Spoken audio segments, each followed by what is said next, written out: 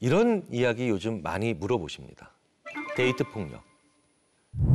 그냥 폭력이죠. 자, 이렇게 끔찍한 결과를 만들어내는 나쁜 사람들. 이런 사람들을 미리 알아보고 연인의 관계를 만들지 않는 건 굉장히 중요한데 사귀는 동안 상대방의 폭력성을 알아볼 수 있는 방법이 있느냐는 거예요. 쉽지 않죠. 왜냐하면 우리는 사귈 때 최선을 다해 자기의 좋은 측면만 보여주려고 하니까요. 하지만 그래도 방법은 있습니다. 첫 번째, 사람이 최선을 다할 수 없는 상황에 있을 때를 보면 되죠. 그게 언제일까요?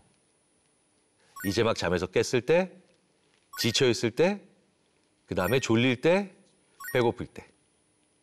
즉, 신체적으로 최상의 상황이 아닐 때입니다. 이때 평상시와 다른 모습이 그것도 부정적인 방향으로 많이 나아가고 있다면 일단 의심해 봐야 합니다. 두 번째, 자기의 요구가 거절당했을 때. 음식점에서 서비스를 요구했는데 안 된다고 했을 때.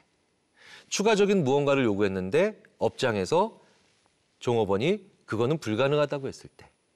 즉, 사소하게라도 자기의 요구나 욕구가 혹은 요청이 좌절됐을 때가 바로 이별을 통보받았을 때 어떤 행동을 하는가에 대한 실마리가 됩니다.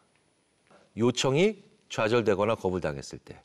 이때 그 사람이 의외의 평상시와는 많이 다른 모습을 부정적으로 보인다면 한 번쯤 강하게 의심해 볼 필요가 있습니다. 연인 부부관계에서 또 못지않게 많이 질문하시는 게 바람 피우는 사람들의 심리적 기제죠. 바람기가 강한 사람들에게서 나타나는 성향 같은 게 있을까요?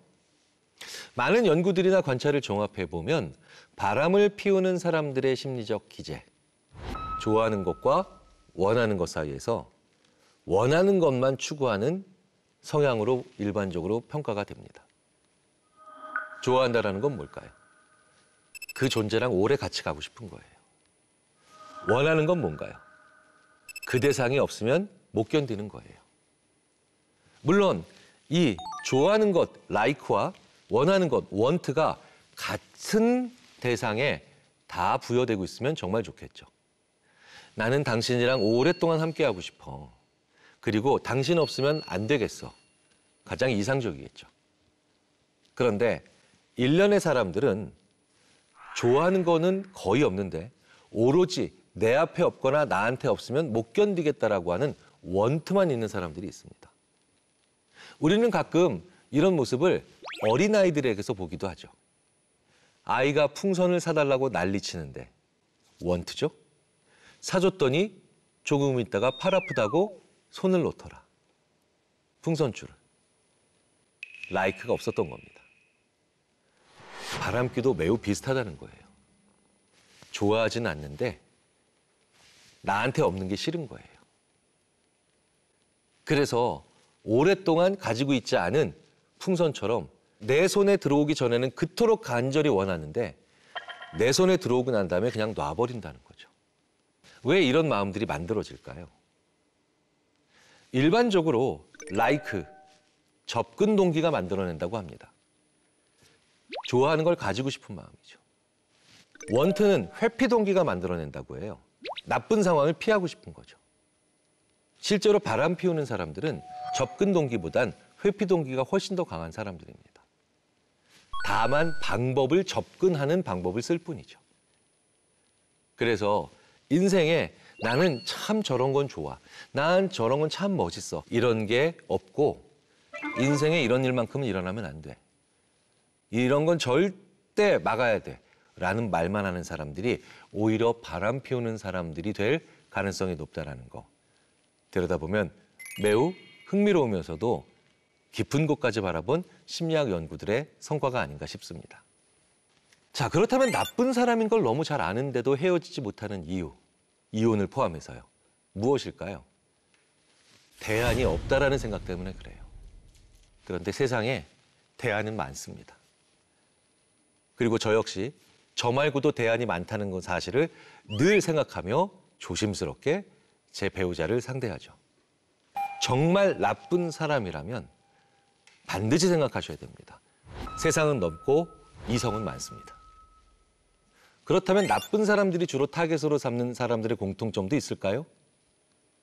나쁜 사람들이 주로 타겟으로 삼는 사람들의 특징. 공감 능력이 높고 타인을 도와주려고 하는 성향이 강하며 그리고 심지어 성실하고 지적인 능력도 뛰어납니다. 그리고 마지막이 중요합니다. 마지막으로 자기 자신을 별로 안 좋아합니다. 이 마지막 5번째에서 차이가 발생하더라는 거예요.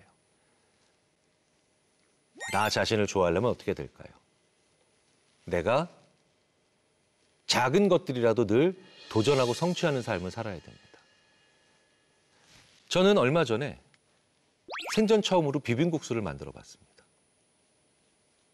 그랬더니 이 비빔국수가 뭐라고 한 일주일을 제가 수많은 전 세계의 셰프들을 똑바로 쳐다볼 수 있는 자신감이 생기더군요. 왜? 과거의 저보다 한 단계 성장했거든요. 이렇게 늘 작은 것이라도 도전하고 성취하는 사람들은 옆에서 보면 자존감이 높아 보일 수밖에 없습니다. 그리고 나쁜 사람들은 그 마지막 단서 자존감이 좋구나라고 하는 것으로 나를 타겟으로 삼으려다가도 그 리스트에서 나를 완전히 배제하죠. 착하고 좋은 사람이 되셔야 됩니다. 성실하고 능력 있는 사람 되셔야 되죠. 하지만 가장 중요한 건 내가 나를 존중할 수 있는 사람이 되어야 되고요. 그 존중감은 수많은 사람들이 부러워하는 자산과 부가 아닙니다. 내가 성장하고 있어야 돼요. 늘 새로 배우고 도전하고 성취하는 삶. 이것이 나를 지킬 수 있는 가장 중요한 무기라는 거 결코 잊으시면 안 되겠습니다.